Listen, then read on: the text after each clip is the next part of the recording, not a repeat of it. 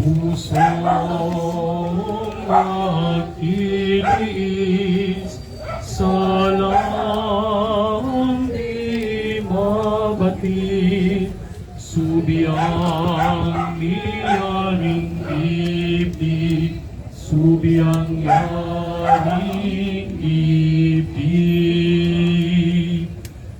Patawad po, Diyos ko, patawad ang daing ko, patawad kaawaan mo, ang abang lingkod mo, ang abang lingkod mo.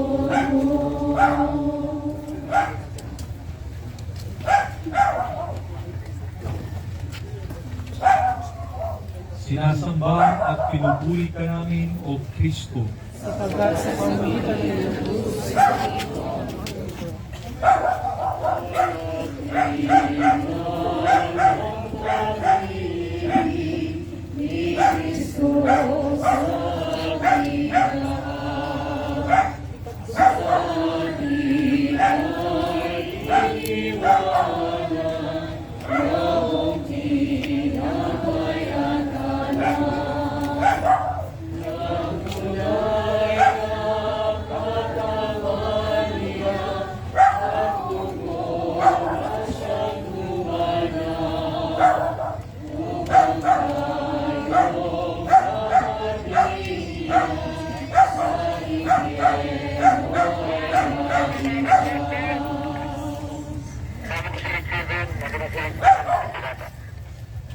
Pagbasa sa Ebanghelyo ayon kay San Mateo. Samantalang sila'y kumakain, dumampot ng tinapay si Jesus, at matapos magpasalamat sa Diyos, kanyang pinagpira-piraso at ibinigay sa mga alagad. Kunin ninyo ito at kanin. Ito ang aking katawan, wika niya. Hinawakan niya ang saro, nagpasalamat sa Diyos at ibinigay sa kanila. Uminom kayo lahat nito, sabi niya, sapagkat ito ang dugo ng tipan, ang aking dugo na mabubuhos dahil sa marami sa ikapagpapatawad ng mga kasalanan. Sinasabi ko sa inyo na hindi ako iinom nitong alak na mula sa ubas hanggang sa araw na ang bagong alak ay inumin kong kasalo kayo sa kaharian ng aking Ama. At pagkaawit ng isang himno, sila'y nagpunta sa bundok ng Magdalena. Ang mabuting balita ng Panginoon. Pagpuli ka namin, Panginoong Jesucristo. Pagninilay. Ang lahat ng humihina ay dapat kumain upang mabuhay. Ang tao ay may pangangailangan kumain at magpakain upang siya ay patuloy na mabuhay. Kaya naman, ang kasaysayan ng tao ay isang kasaysayan sa paghahanap ng pagkain. Marami ang nagtututom sa ating paligid dahil walang makain o walang nagpapakain. Mababasa natin sa Ebanghelyo na si Jesus ay nagparami ng tinapay. Tinawin niya ang pagtungan ng mga tao nakikinig sa kanyang mga itinuturo. Si Jesus ay patuloy na nagpapakain sa atin. Tinatanggap natin ang kanyang katawan sa banal na misa. Si Jesus ang tinapay ng buhay. Isagawa rin natin ang pagpapakain ni Jesus sa mga nagugutom. Ibahagi natin sa iba ang anumang mayroon tayo. Panalangin. Panginoon, iniwan mo sa amin ang paraan kung paano ka namin aalalahanin. Ito ay ang huling hapunan. Ito ang kaganapan ng iyong pangangaral, paggawa ng mga himala at pagpapagaling. Ito ang buod ng iyong buong buhay. Iniwan mo sa amin ang isang maliwanag na halimbawa ng paglilingkod at pagpapakumbaba. Ang banal na Eucharistia ay iyong itinatag sa huling hapunan. Kami ay nagiging bahagi ng iyong katawan. Nakikiisa kami sa iyo at ikaw ay nananahan sa amin. Binibigyan mo kami ng tunay na pagkain na hindi lumilipas, ang tinapay ng buhay na maghahatid sa amin sa buhay na walang hanggan. Maglalaan kami ng panahon sa iyo, magsisimba kami tuwing linggo at pistang pangilin. Ikukumpisal namin sa pari ang aming mga kasalanan. Ihahanda namin ang aming mga sarili sa pagtanggap sa iyong mahal na katawan. Luwalhati sa Ama at sa Anak at sa Espiritu Santo.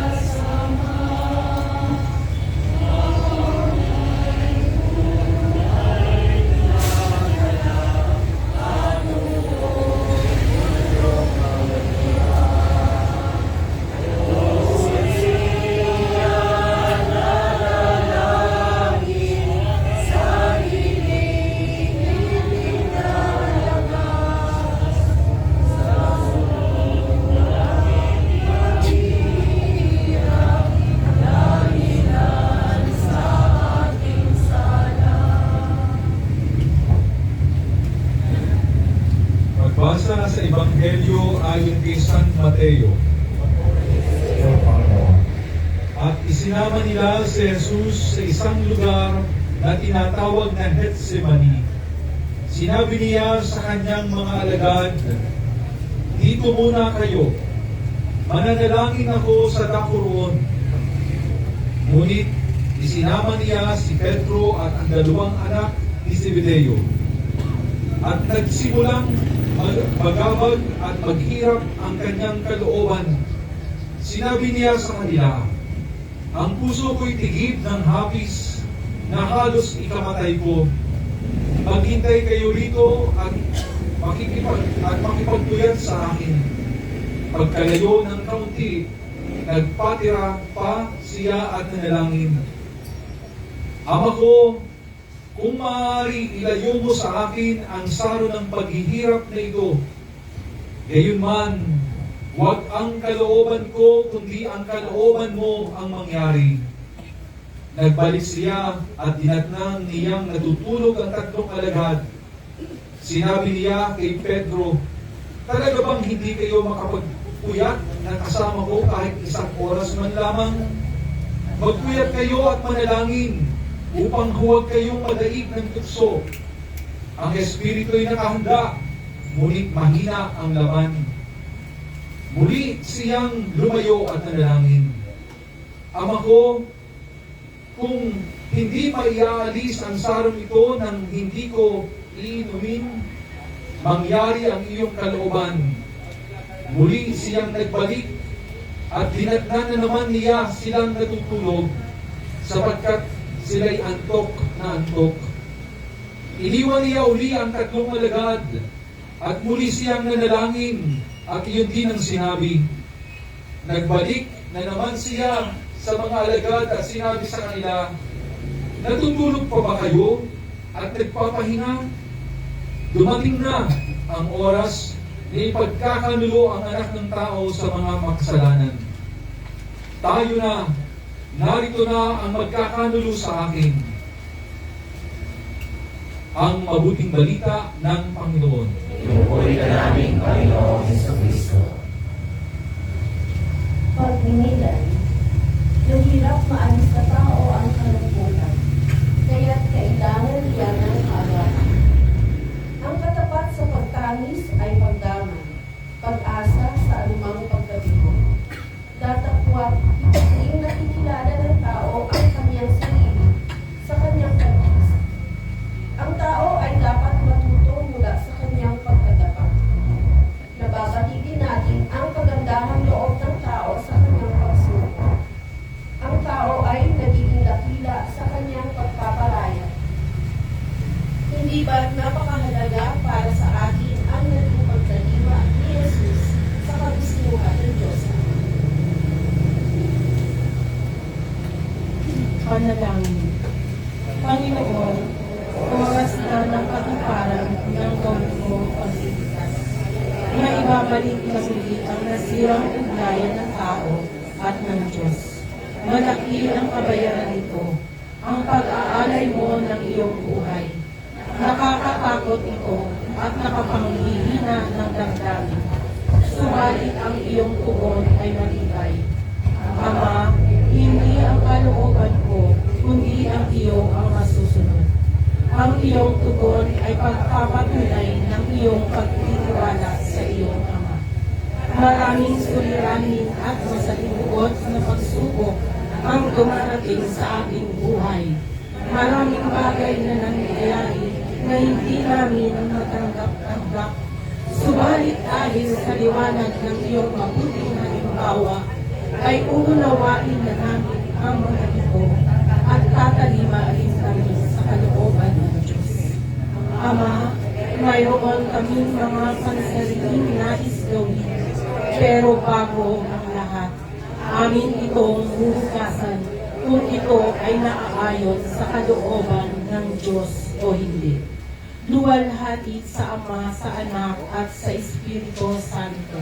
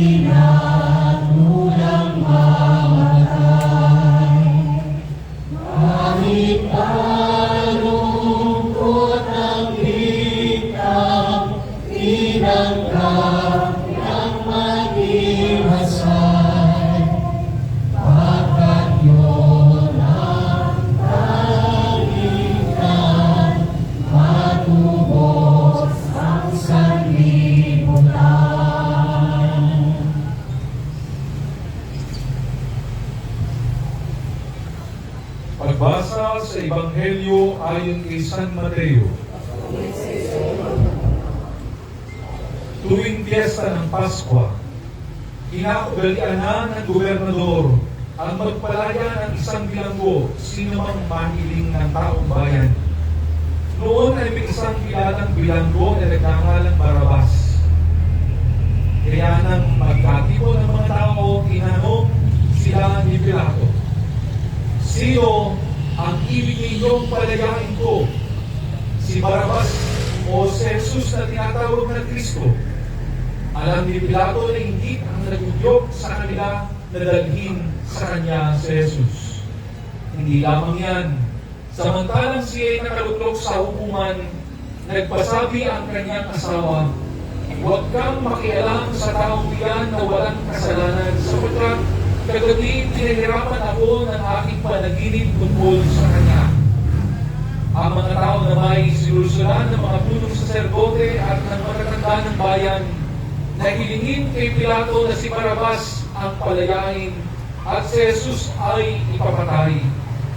Muli silang tinanong ng gobernador, "Sino sa dalawa ang ibig ninyong palayain ko?" "Si Barabas po," sagot nila. Sinabi sa kanila ni Pilato, "Kung gayon, ano ang gagawin ko kay Jesus na tinatawag na Kristo?" Sumagot ang lahat, "Ipako sa krus." "Bakit? Anong masama ang ginawa niya?" tanong ni Pilato. Ngunit lalo pa nilang isinigaw, "Ipako sa krus." Nang makita ni Pilato na wala siyang magagawa at malamang pang magkagulo ang mga tao, nagpakuha siya ng tubig at naghugas ng kamay sa harapan ng mga tao. "Wala akong pananagutan sa kamatayan ng taong ito. Bahala kayo," sabi ni Pilato. Sumagot ang mga tao, "Bumagsak sa amin at sa aming mga anak ang kanyang dugo." At pinalaya niya si Barabas. Ngunit ipinahulupit si Jesus at ibinigay sa kanila upang ipako sa krus. Ang mabuting balita ng Panginoon. Pagninilay. Ang tao ay mabilis sumatul sa kapwa. Mayroong pagkakataon na siya ay natutuwag na humarap sa katotohanan, umitiwas o nagmamaang-maangan. Ang kanyang pananggalang ay ang humatol sa kapwa. Humatol siya ayon sa panlabas na anyo at hindi sa puso. Marami ang napapahamak sa maling paghusga. Nangyari ito kay Kristo. Uulitin ba natin ito sa ating kapwa-tao? Panalangin. Panginoon, pinatulan ka ng kamatayan, datapwat wala kang kasalanan. Gumawa sila ng kasinungalingan upang ikaw ay mapahamak. Subalit, hindi ka man lamang kumibo. Bakit ganoon, Panginoon? Alam mo sila ay mali. Bakit hindi ka tumutol? Tinama ka ng lahat, ngunit hindi ka sumagot. Tinanggap mo ang karusa at hindi ka man lamang nagpaliwanag. Bakit, Panginoon? Natutunawa kami sa iyong kababahang loob. Tinanggap mo ang lahat alang-alang sa amin. Matuto nawa kami na magsabi ng katotohanan at hindi ng panlilinlang. Huwag nawa namin sisiraan ang aming kapwa. Tanggapin nawa namin ang lahat ng tao na iyong kalarawan at dapat namin igalang at mahalin. Walhati sa Ama, sa Anak, at sa Espiritu Santo.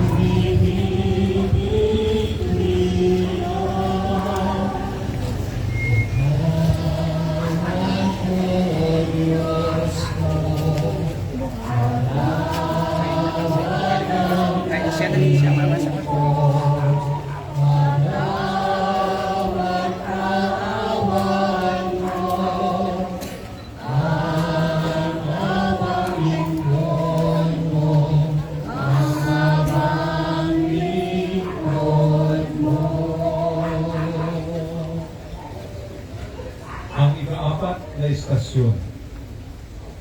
Ang paghahampas at pagpupulong ng koronang tinik. Sinasamba at pinupuri ka namin, O Kristo.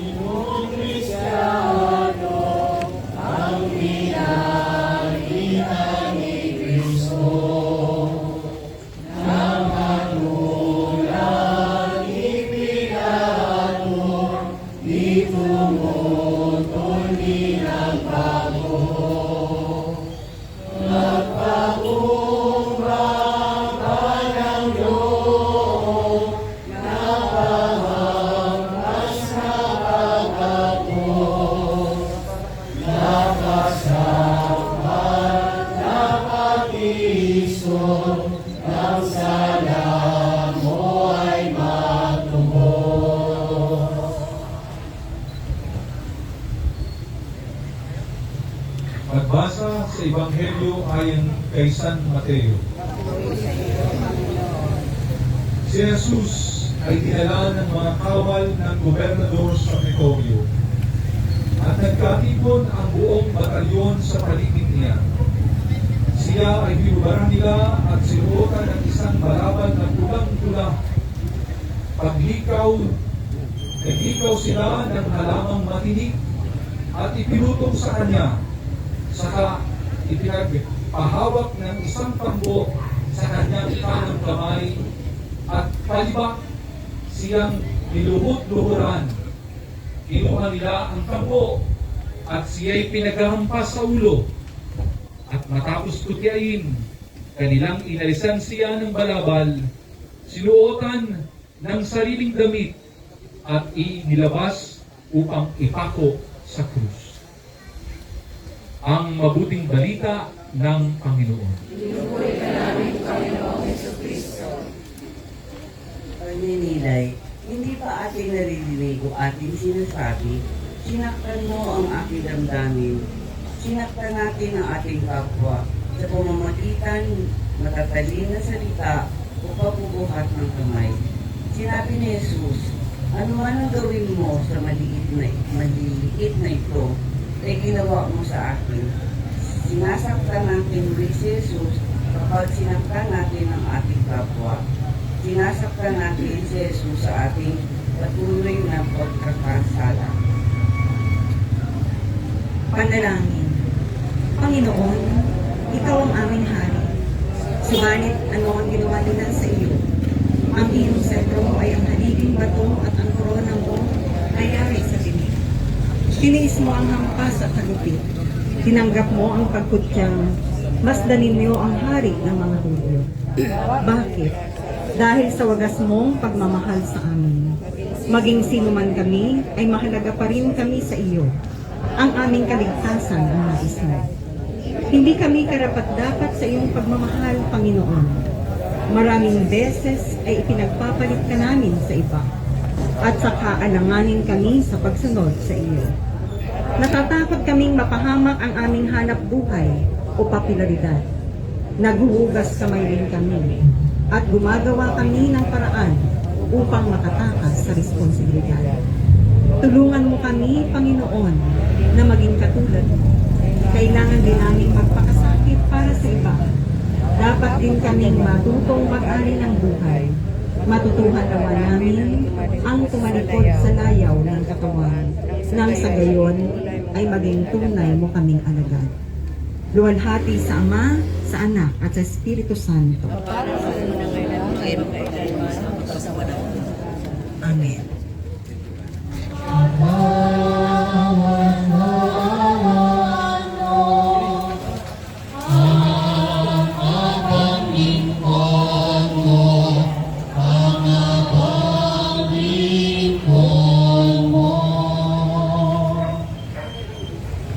Ang ikalimang estasyon. Pinasan ni Jesus ang krus. Sinasamba at pinupuri ka namin, O Kristo.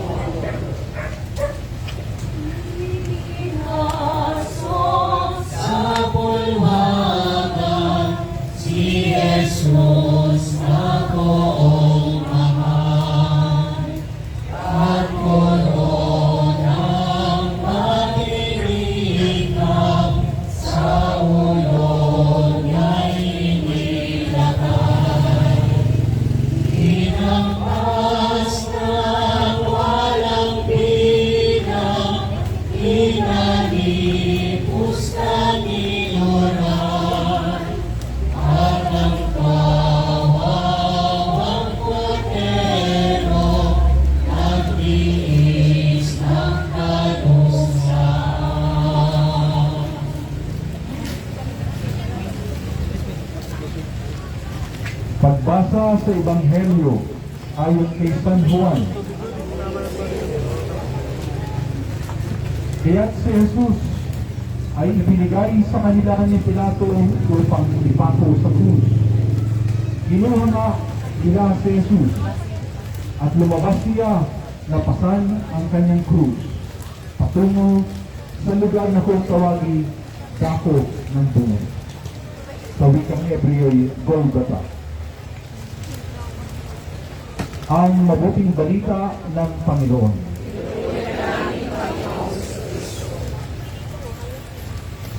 May layunin ang buhay na nakikita sa Diyos. Mayroon tayong dapat na sunodin. Mayroon tayong pananagutan sa dapat natin tanong. Masasabi natin na ito, ating magampingko sa dapat natin tanong. Ang mga ito ay responsibilidad natin.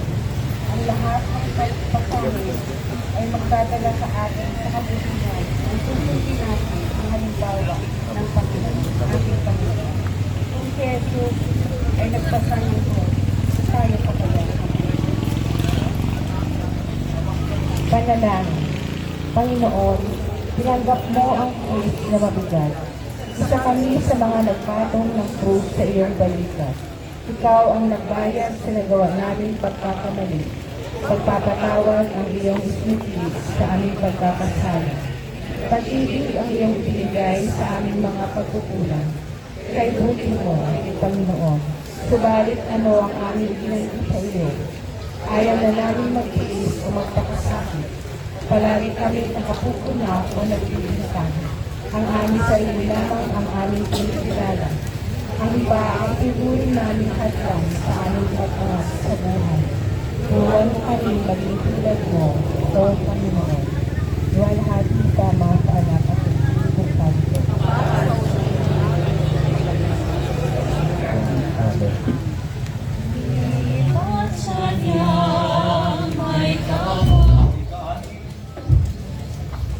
Next question. Ang pagkadapa ni Jesus. Sinasamba at puri ka namin o Kristo.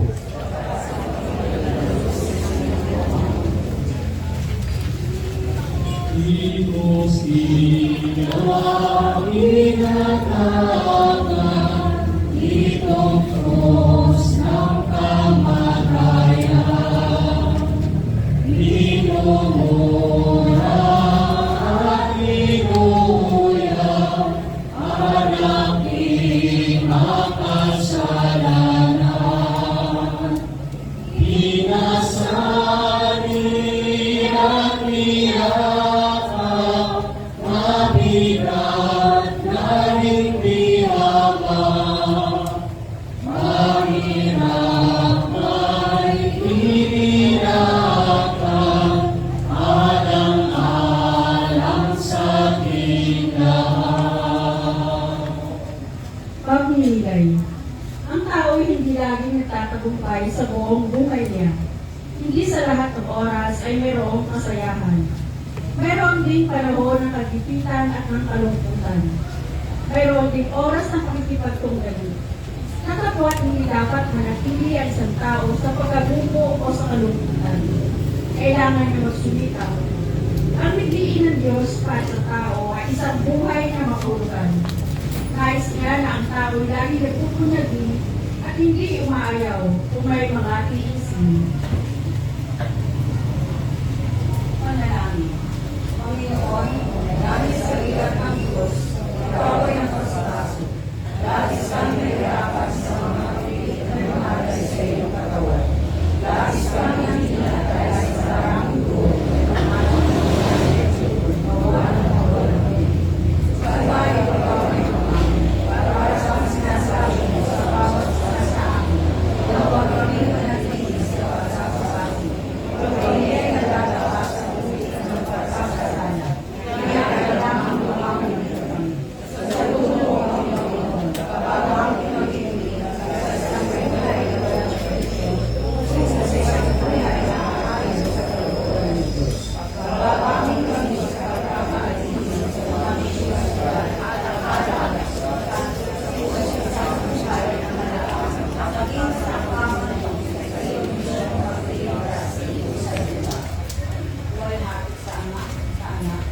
Espiritu Santo. Kapaalan sa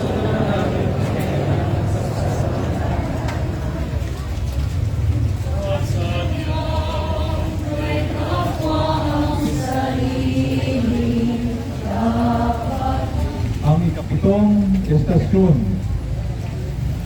Si Jesus ay tinulungan ni Simon Sirineo.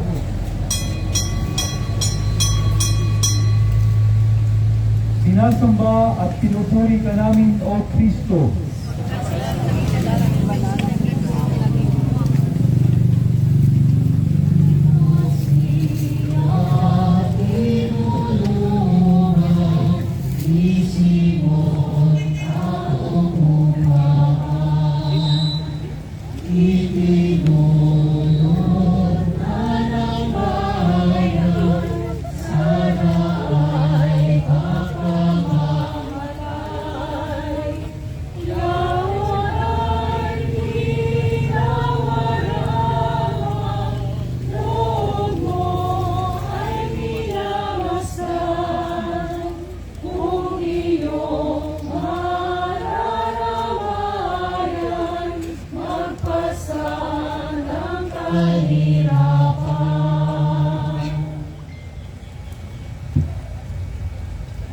Pagbasa sa Ebanghelyo ayon kay San Mateo.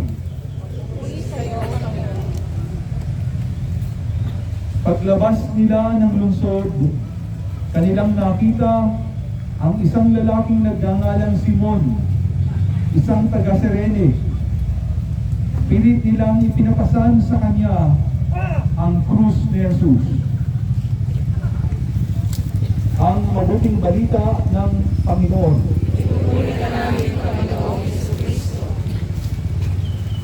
Pagninilay, isa sa magagandang kaugalian nating mga Pilipino ay ang tinatawag na bayanihan. Ika sa atin ang magtulungan, dumaramay tayo sa mga taong nangangailangan o sa mga namamatayan. Ginagawa natin ito dahil sa pag-ibig. Dahil din sa pag-ibig, si Jesus ay nag-alay ng kanyang buhay para sa atin. Balikan natin sa ating isipan ang ating nawawaglit na kaugaliang bayanihan at damayan. At sa ating pagtulong, itanong natin sa ating sarili kung ito'y dahil sa pag-ibig o dahil sa magiging kapalit ito. Gumaya tayo sa ating Panginoon na hindi nag-iisip sa sariling kabutihan. Ang lahat sa buhay niya, ang buong buhay niya ay para sa iba. Panalangin.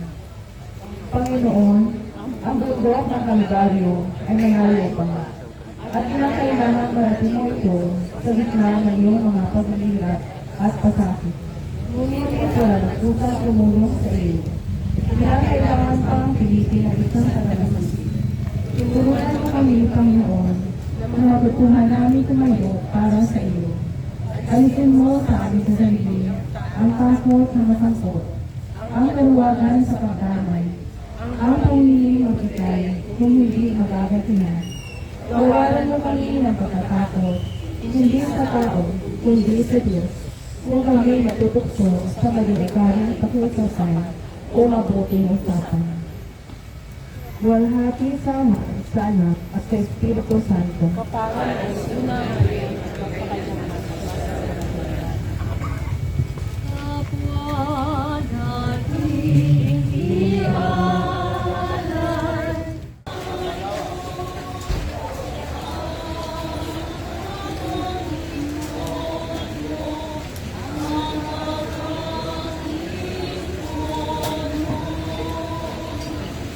Sa iyo inaral ito ng magsisikang totoo, maglansalay tinangisan,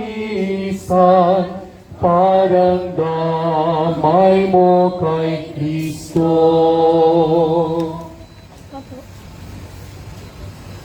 Pagbasa sa Ebanghelyo ayon kay San Lucas. Sinusundan si Jesus ng maraming tao, kabilang ang mga babaeng naghanaghoy at nananambitan dahil nilingon sila ni Jesus at sinabi sa kanila, "Mga kababaihan ng Jerusalem, huwag ninyo akong tangisan. Ang tangisan ninyo'y ang inyong sarili at ang inyong mga anak. Tandaan ninyo, darating ang mga araw na sasabihin nila, mapalad ang mga baog, ang mga sinapat hindi dalang tao, at ang mga dibdib na di nagpasuso. Sa mga araw na iyo'y sasabihin ng mga tao sa mga bundok, gumuho kayo sa amin, sapagkat kung ganito ang ginagawa sa kahoy na sariwa, ano naman kaya ang gagawin sa tuyo?"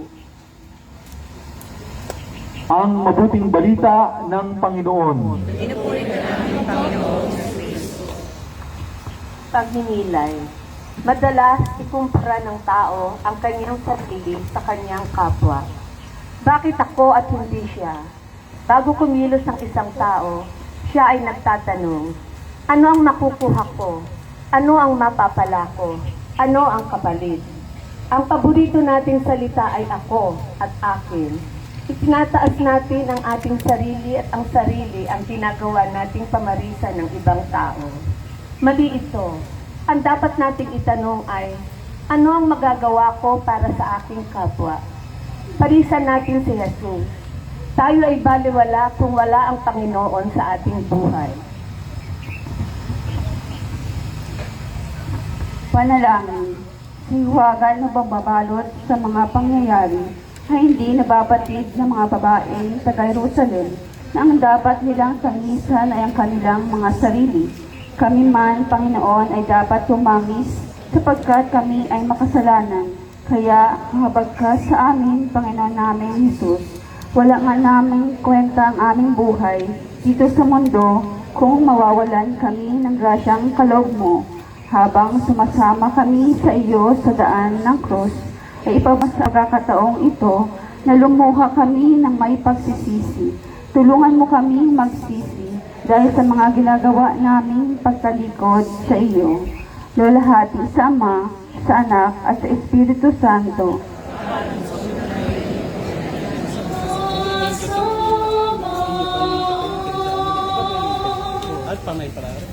Ang ikasiyam na istasyon. Si Jesus ay hinubaran at ipinako sa krus.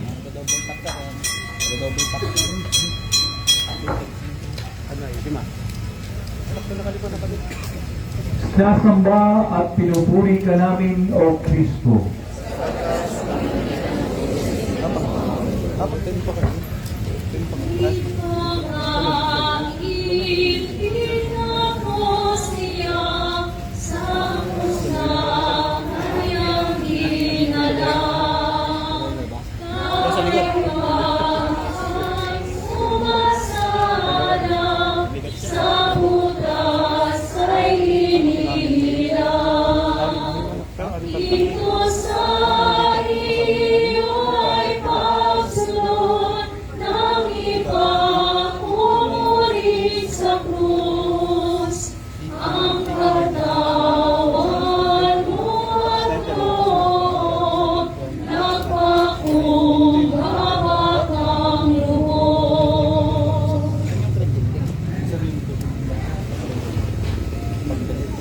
Pagbasa sa Ebanghelyo ayon kay San Mateo. Pagdating sa lugar na tinatawag na Golgotha, na nangangahulugang puok ng bungo, binigyan nila si Jesus ng alak na hinaluan ng apdo. Ngunit nang matikman niya ay hindi ininom.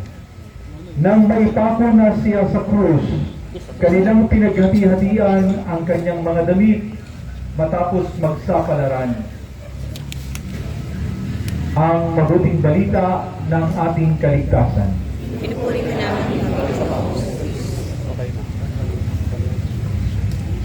Nais ng tao na siya ay iginagalang ng lahat. Gumagawa siya ng paraan upang siya ay makita na maganda o mukhang kagalang-galang. At sumitingin siya sa panlabas na anyo ng iba, kung mayroon ba o wala, kung may sinasabi ba o wala. Ngayon, ay tingnan naman natin si Jesus. Ang katawan niya ay sugatan. Ang buong katawan niya ay duguan. Hindi maganda ang kanyang kaanyuan. Subalit, nag-aalay siya ng kanyang buhay para sa lahat ng tao. Alin ang ating pipiliing huwaran? Pangalan. Panginoon, Ikaw ay hinubaran ng iyong mga kaaway. Ikaw ay hindi lamang hinubaran ng ganit, kundi pati na ng dangal. Tiniis mo ito dahil sa pag-ibig mo sa amin.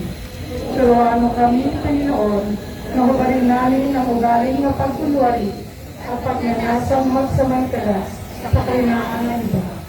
Bilisan mo kami ng aral mo upang makapag-alay rin kami ng buhay alang-alang sa kapwa.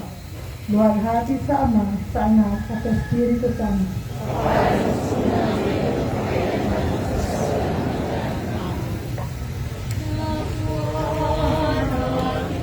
Sumasamba,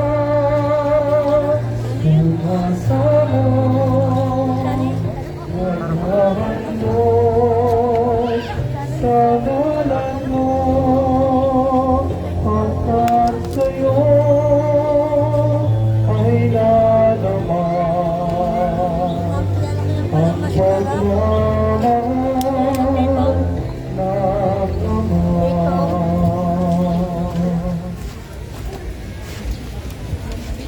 Ang ikasampang estasyon, ang pinagpalang magnanakaw.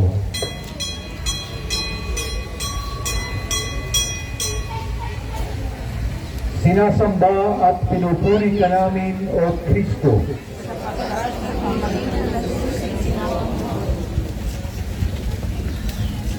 Mahabaging Jesus ko, laking kamalian, patawan ang daing ko, ako'y kahabagan, ako'y kahabagan. Sa magayapak mo, Jesus, tingin na kaluhod, tinggin yaning umihimik sa piling ng iyong krus. Lumuluha yaring mata, nagsisisi yaring puso, tatawan ang daing ko, ako'y nagkasala, ako'y nagkasala. Pagbasa sa Ebanghelyo ayon kay San Lucas. Tinuya siya ng isa sa mga salaring nakabitin at ang sabi, "Hindi ba ikaw ang Mesiyas? Iligtas mo ang iyong sarili, pati na kami." Ngunit pinagsabihan siya ng kanyang kasama, "Hindi ka ba natatakot sa Diyos? Ikaw ba'y pinarurusahan tulad niya? Matuwid lamang na tayo parusahan ng ganito dahil sa ating mga ginawa. Ngunit ang taong ito ay walang ginawang masama." At sinabi niya, "Jesus, alalahanin mo ako kapag naghahali ka na." Sumagot si Jesus, "Sinasabi ko sa iyo, ngayon di isasama kita sa paraiso." Ang mabuting balita ng kaligtasan.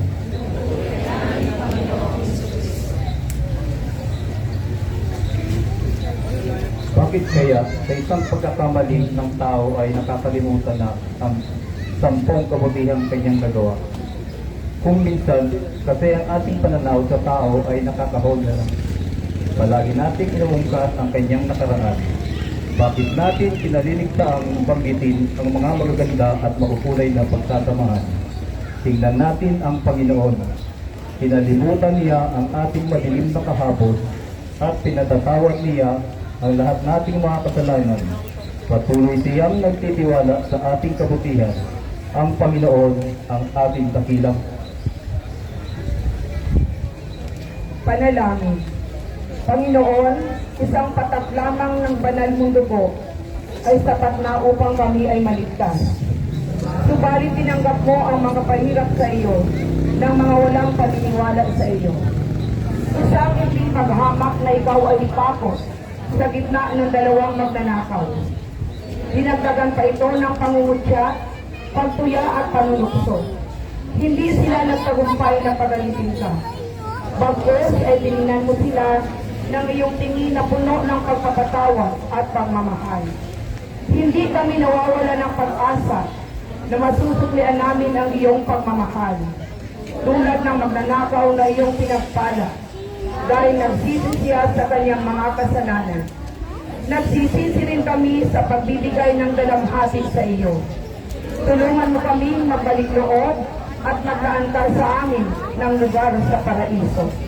Dalhati sa Ama, sa Anak at sa Espiritu Santo.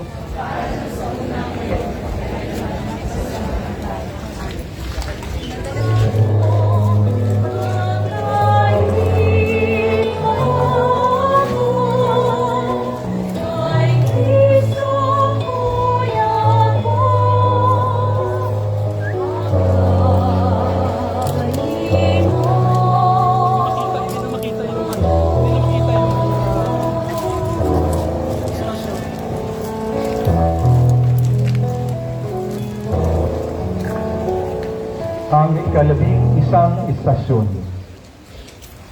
Ang mahal na ina at ang mahal na alagad sa paanan ng krus.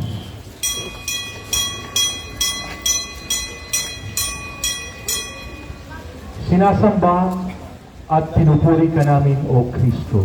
Kapagkat at pamamagitan ng krus ay sinagip mo ako.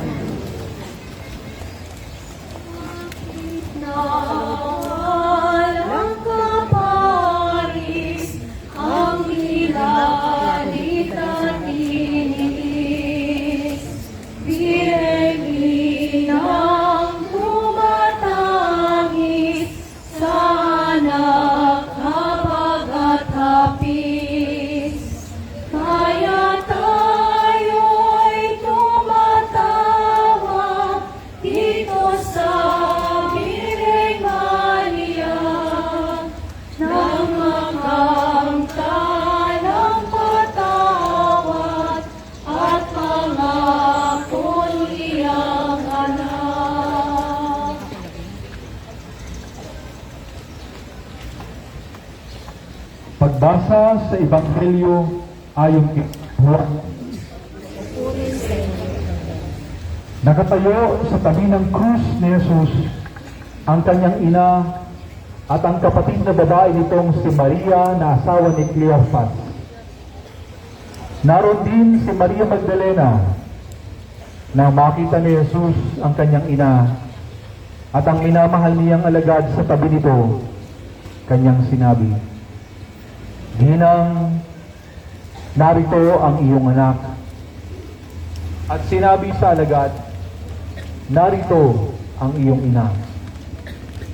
Mula noon, siya'y pinatira ng alagad na ito sa kanyang bahay. Ang mabuting balita ng ating kaligtasan.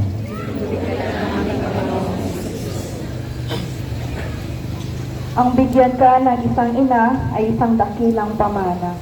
May higit pa ba rito? Siyempre, ang ibibigay natin sa ating minamahal ay ang pinakamaganda o ang pinakamahalaga sa atin. Ano ang habilin natin sa isang taong aalis? Mag-ingat ka. Ang salitang ito ay may pagbaong pagmamahal. nang ipinagkaloob ni Jesus ang kanyang mahal na ina sa kanyang mahal na alagad. Ipinagkaloob din siya sa atin upang ating maging ina rin. Panginoong Jesus, hindi ba't naragdagan ang iyong pagdurusa nang makita mo ang iyong mahal na ina ng dadalamhati dahil sa nangyari sa iyo? Ang mahal mong ina ay karami mo sa iyong pagdurusa. Sino nga bang ina ang nakatatagal kung nakikita niya ang kanyang anak na pinahihirapan ng iba? Dahil sa pagmamahal mo sa iyong ina, ay natasang mo ang iyong alagad na matalik mo rin kaibigan na huwag siyang pababayaan. Mapalad din ang iyong alagad sa pagkakaroon ng isang ina. Salamat sa iyo, Panginoon, at ibinigay mo sa amin ang iyong ina upang maging ina rin namin. Tinatanggap din namin si Maria ng buong puso. Luwalhati sa Ama, sa Anak at sa Espiritu Santo.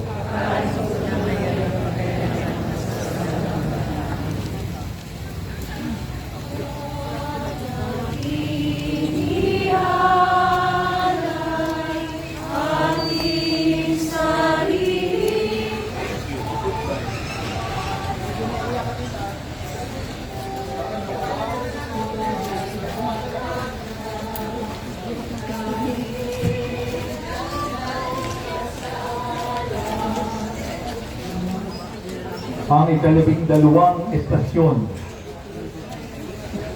Si Jesus ay namatay sa krus.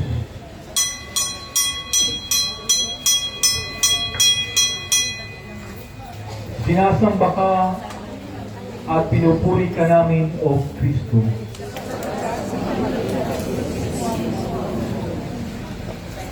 Namatay sa pagtubos,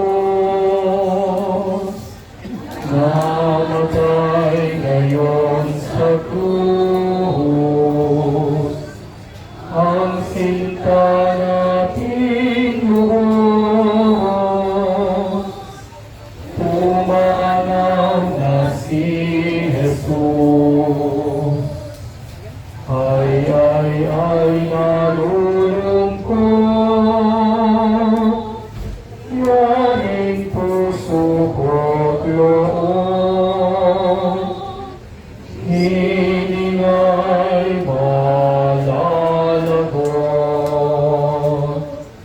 sa pagdusat himutong, namatay sa pagtubos,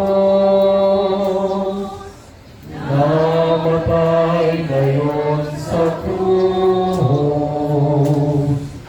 ang sinta nating lubos, pumanaw na si Jesus.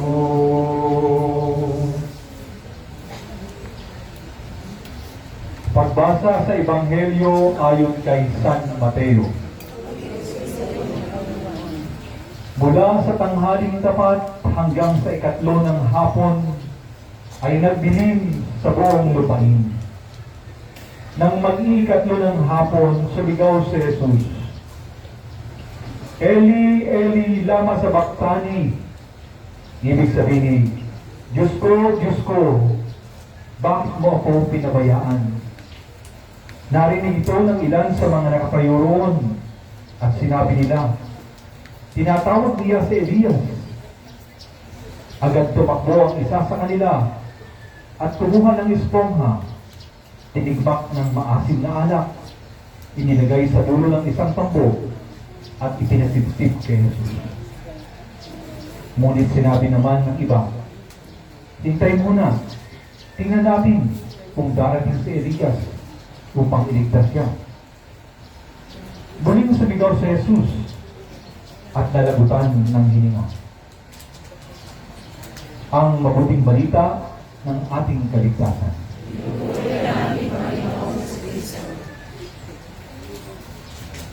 Pagdinilay. Mayroong dalawang katotohanan sa buhay na mahirap tanggapin. Una, ang tao ay tumatanda.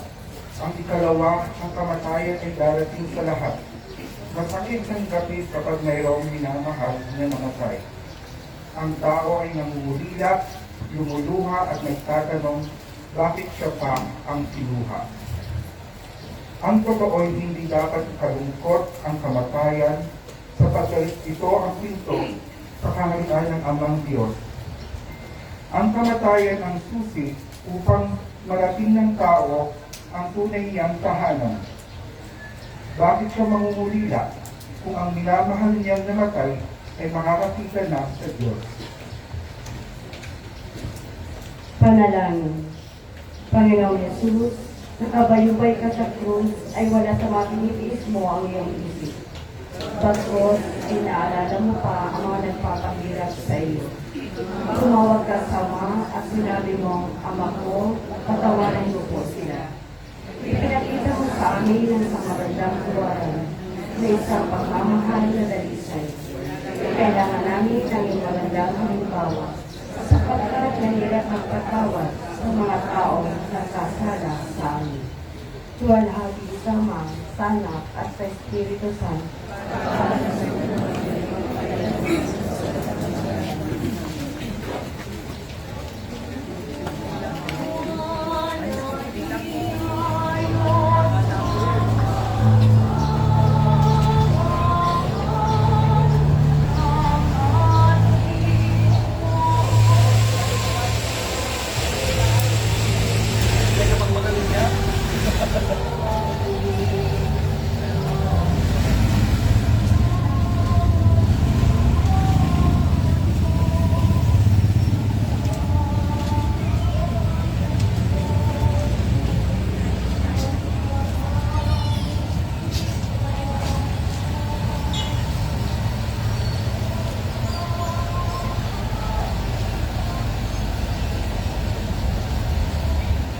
Ang ika-13 estasyon.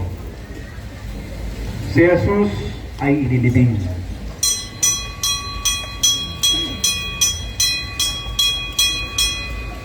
Sinasamba at pinupuri ka namin, O Kristo.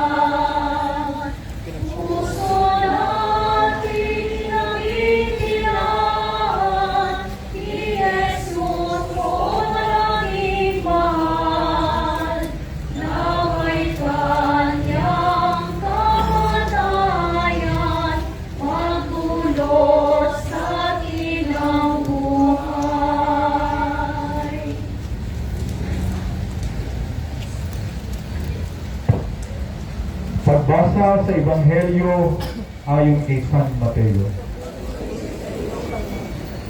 Bago magtakip-silim, dumating ang isang mayamang taga-Arimatea na ang ngalay Jose. Siya'y alagatin ni Jesus. Lumapit siya kay Pilato at hiningi ang bangkay ni Jesus. Iniutos naman ni Pilato na ibigay ito sa kanya.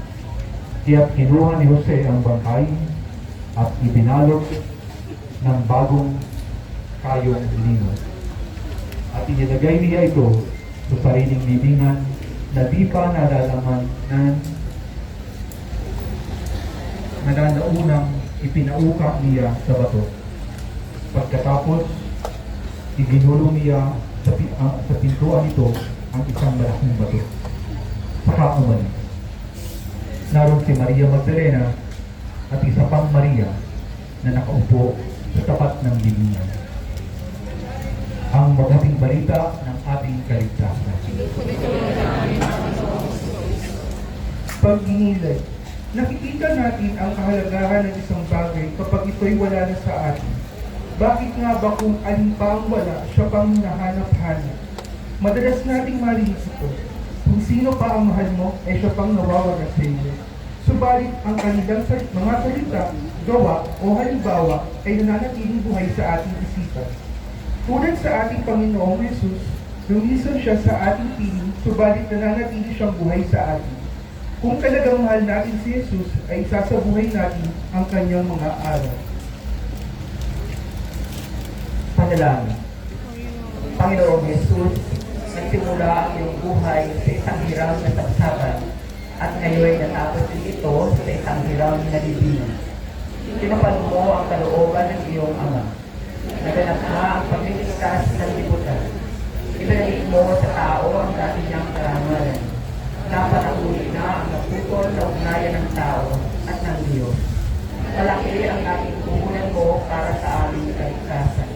Tinubos mo kami sa pamamagitan ng pagbubuhos mo ng iyong mahal na dugo. Tulungan mo kami, Panginoon, upang maisabuhay namin ang iyong mga aral at ang naging buhay mo sa lupa. Luwalhati sa Ama, sa Anak, at sa Espiritu Santo.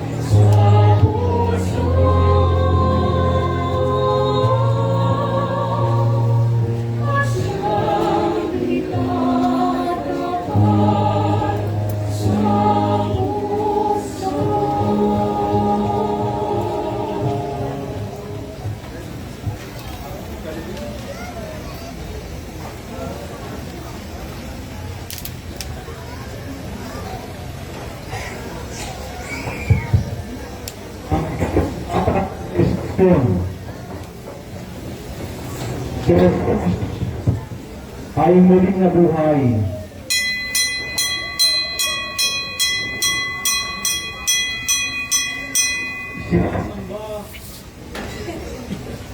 Sinasamba at pinupuri ka namin, O Kristo.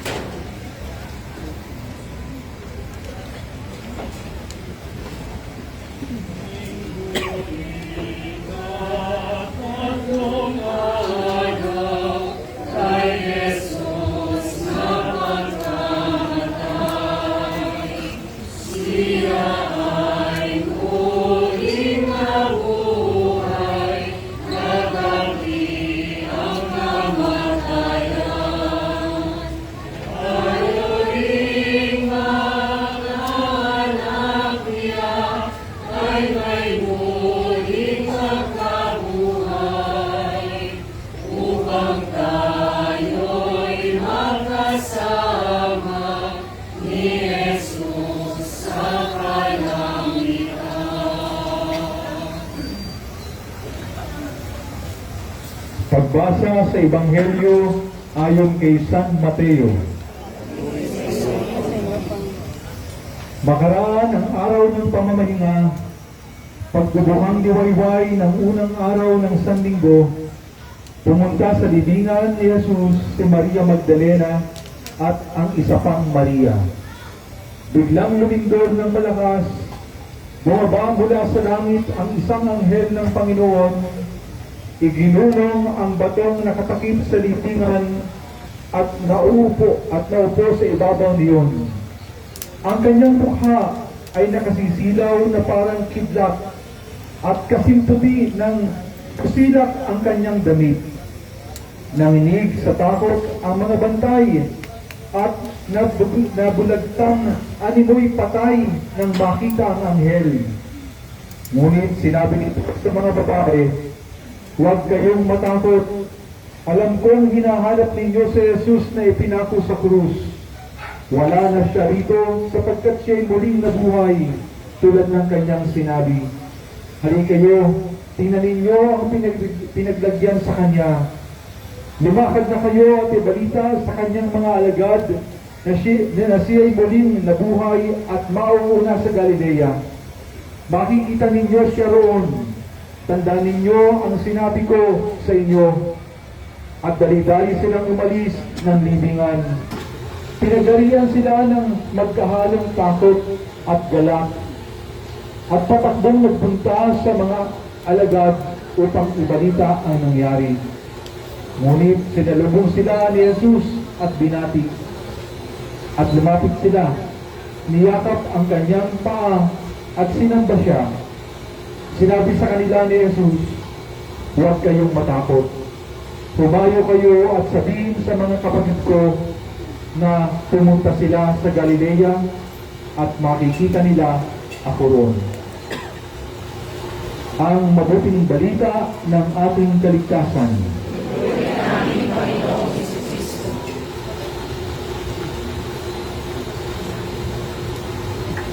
Kakaibang tibok ng ating puso kapag muli nating makita ang isang dating kaibigan.